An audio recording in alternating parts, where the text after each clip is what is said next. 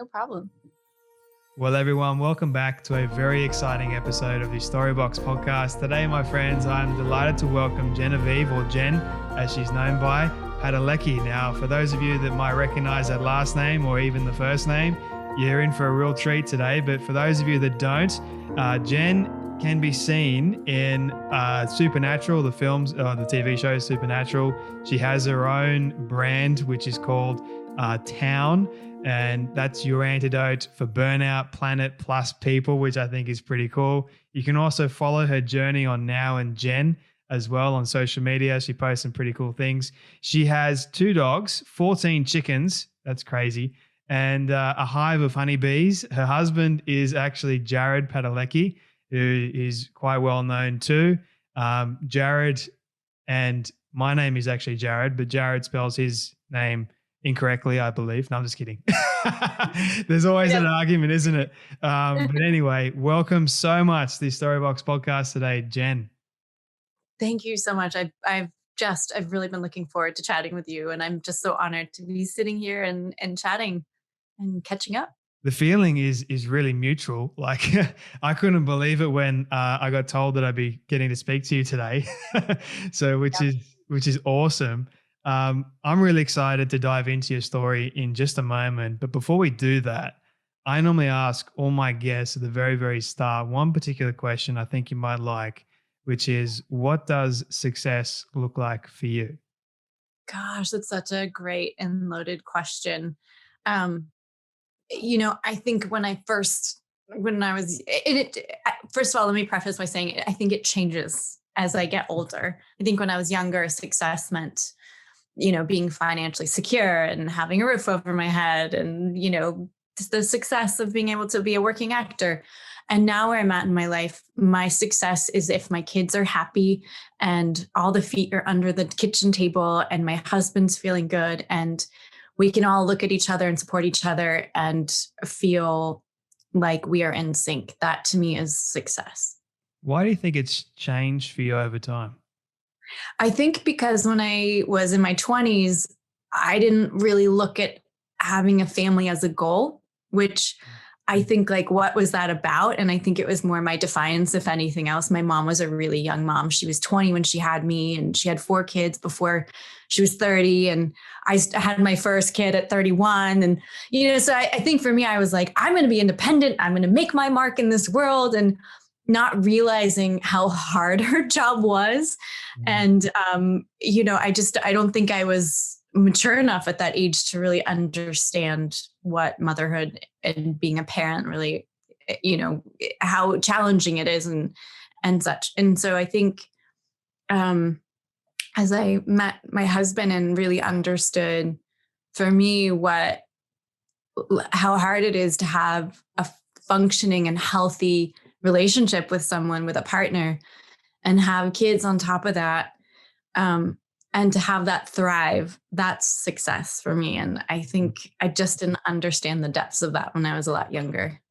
So was it because of you meeting Jared that sort of changed your perspective of actually having kids one day and then seeing that as really being successful? Yeah, for me, it did. I think I was just so taken off guard by the man in front of me, the person in front of me. It wasn't like it was a wham bam, thank you man kind of relationship. We met, fell in love really hard, got engaged a year later, got married 4 months later, had a kid, got pregnant a year later. Like it all happened so quickly.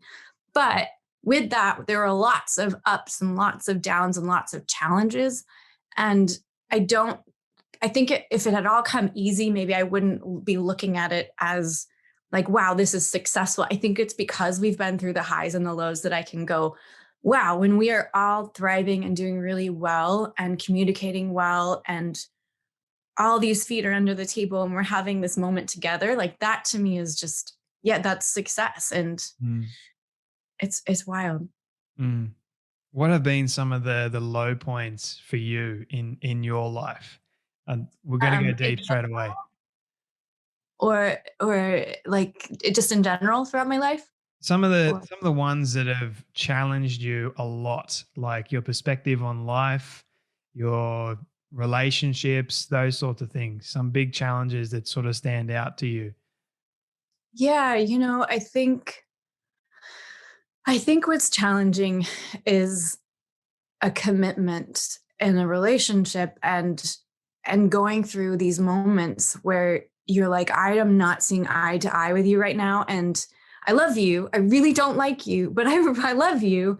And honoring that commitment and working through that commitment to get back in sync. Um, those moments for me were very, very challenging because I'm very stubborn and headstrong.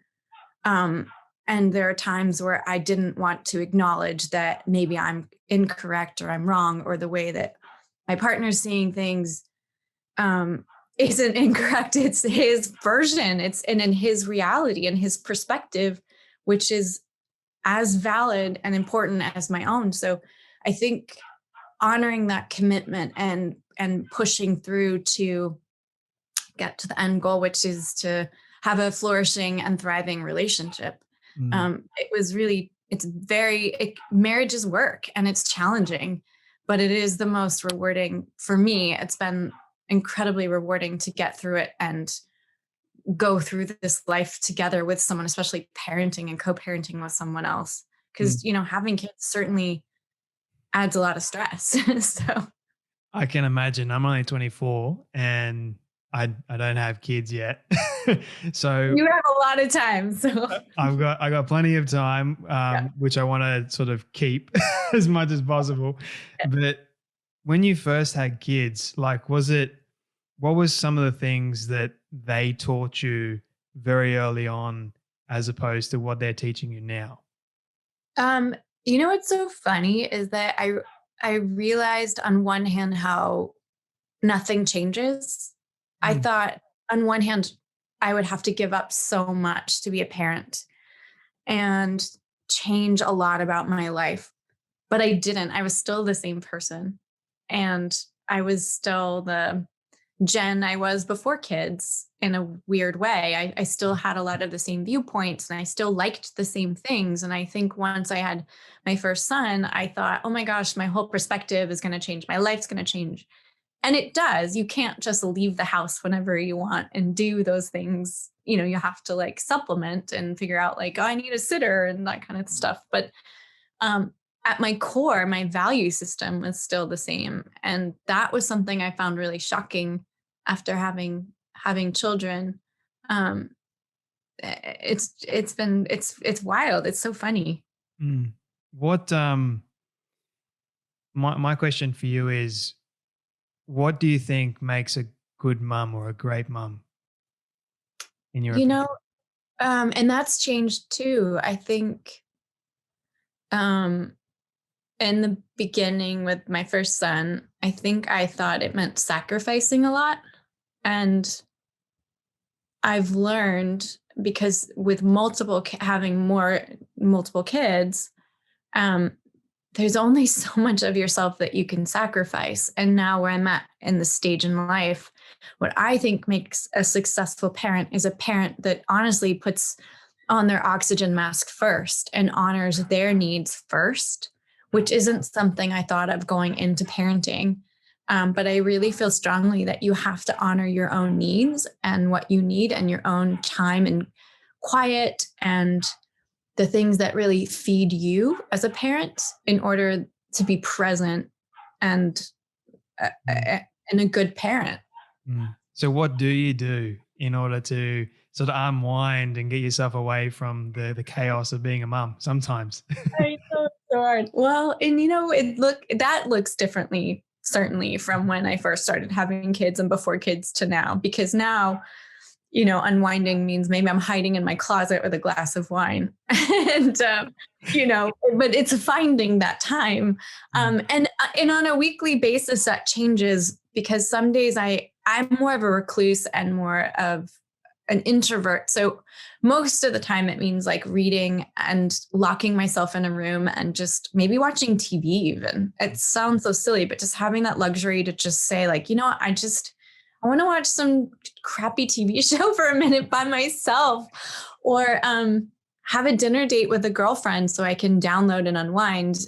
And it doesn't happen every day, but I try to find something every day that I can do for myself, whether that's like working out, which I need and I do very often because I need that release, or it's just finding, 30 minutes to just sit and listen to music or something and just enjoy the quiet. I think I'm much the same. I'm actually an introvert, even though I probably don't look or act like one right now. But I have the same moments when sometimes to be honest with you, I don't want to talk to anyone. I just want to be by myself. And to be honest with you, I get up at 4 a.m. in the morning and I spend about 2 hours by myself, like my time to just be by myself really and unwind and really get myself prepared for the day. And I notice that if I don't do that, like my whole day is messed up. Like it suffers as a result. And I sort of have to like take myself out of the negative space that I think I'm in and put myself in the present moment and say, hey, it's going to be okay at the end of the day. Like nothing is going to be so bad that you can't really, well, it's not going to be okay in the end. And I think that I've always admired parents that are able to do it, like with kids, their husband as well. And yeah, I'm trying to learn as much as I can from parents like yourself that, people seem to think that, like on social media, that is, you must have it all together. But then the trick is you don't really.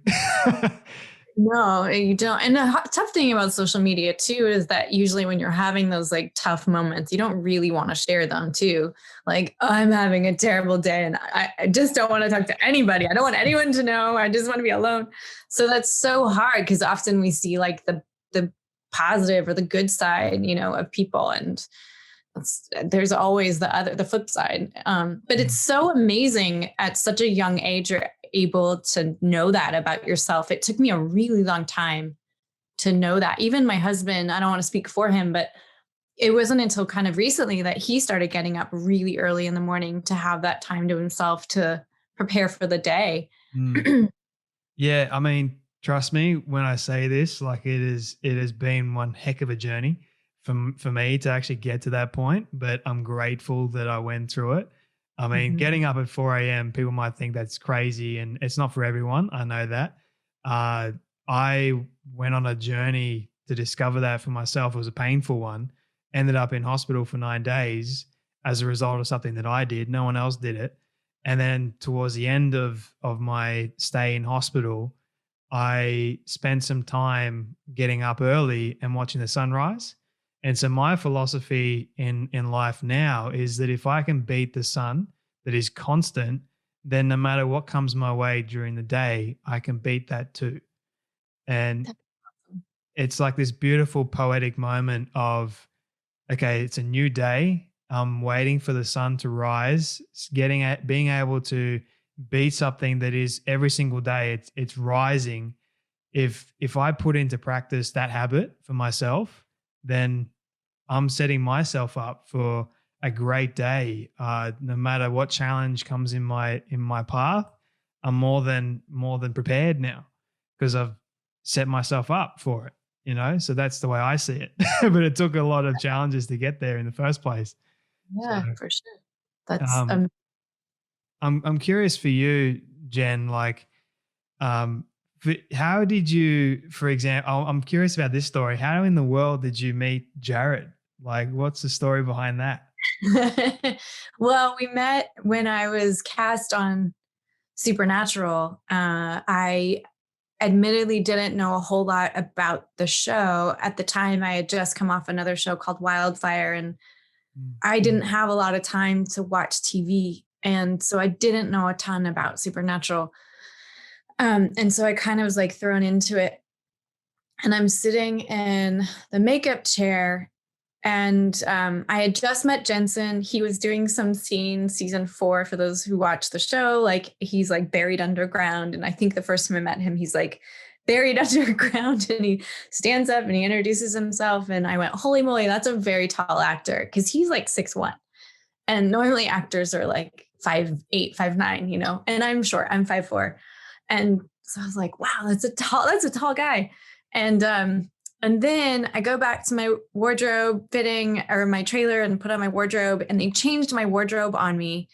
And instead of the wardrobe that we had tried on, instead I was in my underwear. And I remember thinking like, oh shit, like, okay, like I can do this. And so I'm like revving myself up to face my day, and I'm nervous as all hell. And when I get nervous, I sort of act tough, and I get a little tongue tied. And so I'm sitting in the makeup chair, and here comes this, like, I refer to Jared, like when we first met, as this like puppy golden retriever, because he kind of just stumbles in. He had a wad of candy in his mouth, in his hand. And he's like happy as can be that like, he's just here to work and hang out. And he's like, hey, I'm Jared. And I'm like, hi,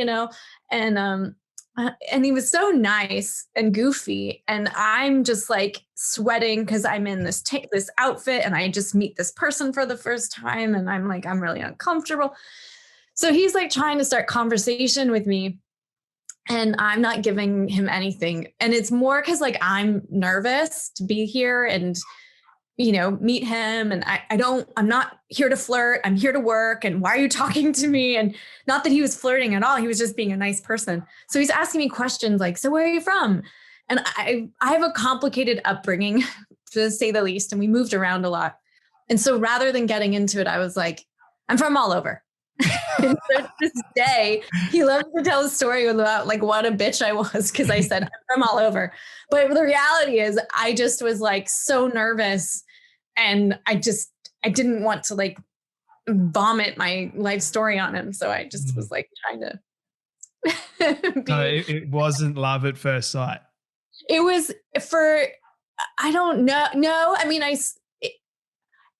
yes and no. I mean, I certainly was attracted to him. I thought he was like super sweet, but I had read that he had a girlfriend, and I was like, I'm here to work. And then we became really good friends is what happened. And the funny thing, or the frustrating thing for me about Jared, is that he is so funny and so nice and easygoing, but he doesn't show off ever about how smart he is. Like, he is insanely smart. And so the more I got to know him, the more I was like, tell me about this, and picking his brain like he's some encyclopedia or something, because he just like soaks everything up. It's so annoying. And so it really was like a 4-month courtship of friendship for a long time, of just, talking books and life and travel and friends and experiences. And so we really got to know each other in a really organic way. But I will say the first date was it, and we've never looked back. That's usually how the best relationships start, isn't it? Like, you have to have that organic friendship build over time. I'm curious about this. Is a 2-part question. The first one is, what do you love the most about Jared? And then tying into that, what do you love the most about yourself? Oh, that's a good one. There are a lot of things I love about Jared. There are a lot of things that frustrate me about Jared, but there are a lot of things. The thing I really love about him is his ability to like, it takes him a minute, but like, he's really good at seeing the macro and going like sometimes in the moment. I think he gets caught up with like the details of things. He's super detail oriented and can get tripped up, I think. And so sometimes that's frustrating for him, and I think being around him, but he is so good overall at seeing the macro of things and where this is going, or, especially with work and in relationships, even if we're like in a moment, we're frustrated and, having a bout about something, usually a day or two later we'll go by and it's like, we'll quickly like look at the macro and in the picture, the big picture stuff, and work through things pretty well. He's incredibly He's incredibly kind as well. Mm. And there are a lot of things about me that frustrate the hell out of me. Like But what? like what? Like what? I think for me, what's challenging is that like I can be very stubborn, and it's like I equate work sometimes with being better, not better, but like if I can just work, like I'll just work through it. I'll work. And sometimes not see how that's detrimental to relationships or friendships or family time. Yeah. And I don't think that's one of my greatest qualities. But I also have a hard time in the moment, sort of confronting a situation, which I'm getting a lot better at. But I will say that's something that I am working on is in the moment. Sometimes I just want it to be okay. And the reality is it will be even better if I say, hey, that's not okay. Let's move through it, as opposed to like, no, it's fine. And then it builds and builds. And suddenly it's like, it's worse. So that's definitely something that is not a quality I love about myself. But I will say I'm incredibly patient. I'm a very patient person. I think that's probably my best quality. And then you're also very kind as well. You have on your Instagram handle as well, be kind in that effect. And I think, just giving up your time to be here today, that is kindness. Speaking to me, opening up the way that you are, that is kindness. It's being kind to me and to the audience and saying, hey, it's okay to stuff up. It's okay to go through challenges. You're human. That's part of being kind. It's showing people, it's showing up for everybody. And I think that's what's sadly missing in the world is more kindness. I think I don't know. I'm still trying to work out. I'm still trying to be more kind myself, but then trying to figure out, okay, with the limited time that I do have, or even the limited time that you have, Jen, it's like, what can I do to show kindness to others? Like it's a curious thing for me that I'm still learning every day. What you're doing and talking to people and, having this conversation so other people can listen. It's not just for your benefit. It's for a lot of people's benefits, and to talk about things that aren't gossipy and salacious, but things that are meaningful and helpful to people. And I'm really grateful to be here because I don't talk about a lot of these things. And I was brought up not to talk about a lot of things like this of this nature because you don't want to give your cards away. You want to put on a certain face. And I don't think that's really helpful anymore for people. And especially in this day and age of social media, it's either you can go the route of the perfectionism, which I am a perfectionist, which is also a flaw of mine, and trying to let go of that. Right. I mean, it's so hard. And I really want to be better about saying like, well, shit, like I know that, like, for instance, my husband and I, we talk all the time about how we love and support each other, which we do. I would do anything to support him. And I know he would do anything to support me. But I think it's unfair to say like, yeah, we have a perfect marriage. That's a bunch of BS. And it sets people up for failure if they think that that's how we operate or people operate, or that I'm happy all the time or kind all the time. I have moments. We all have moments. And I think those are things that we should, acknowledge. And it's honestly something that's held me back in so many ways. I launched, you touched upon Town a bit in the intro, and this company that I launched stands for Take Only What We Need. And it's about sustainability in its essence without really nailing, people over the head with sustainability. But I'm not the most sustainable person. And I was terrified to talk about it and launch it. And I was being such a perfectionist about it. And the reality is I care deeply about these things. I'm not the best. I'm not the greatest. I'm not number one. I'm probably not even the top third. I try so hard. And I think that's part of this journey and why I want to talk about it, but it took me a long time to launch.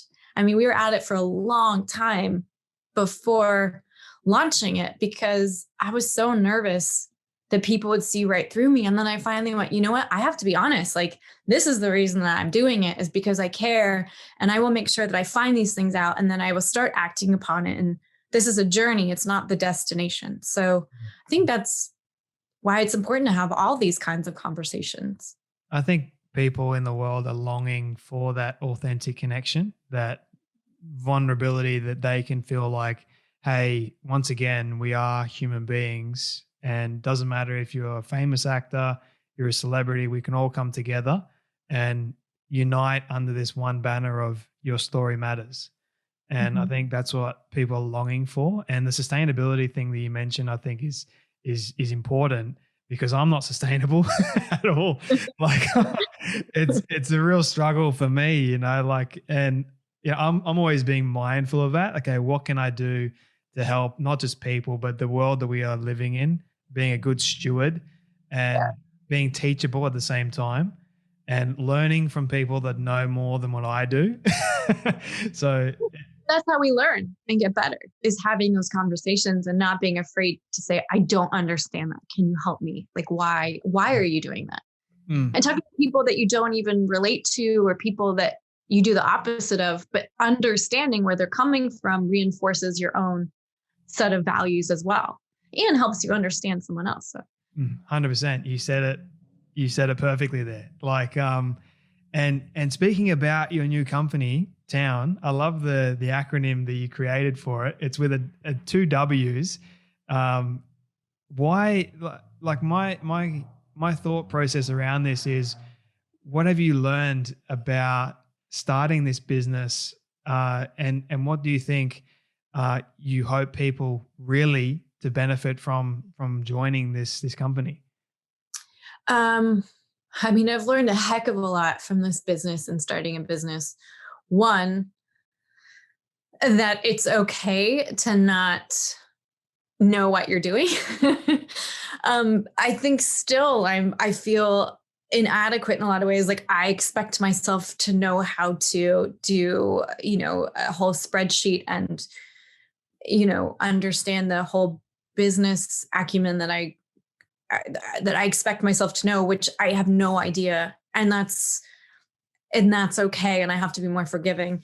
And I think that if you're passionate enough about something, there, like, when there's a will, there's a way. And I really want to explore this journey and understand sustainability. And I was just so disheartened with the extremes of it all. And I don't know if you feel like this in Australia, but everything is so politicized here, and it's red and blue and black and white. And it's like we live in the middle. We live in the asterisks. We live in this nebulous, like, it's nothing like that. And I take from both sides, and I don't like being labeled. But the one thing I do care about is, how do I be more sustainable in this space? And how do I bridge a gap and talk to a community and build a community? And that to me is so important. And it's not about being a vegan, and it's not about hunting, and it's about finding that space that makes sense to each person, because what sustainable means to you is very different than what it means to me. And that's still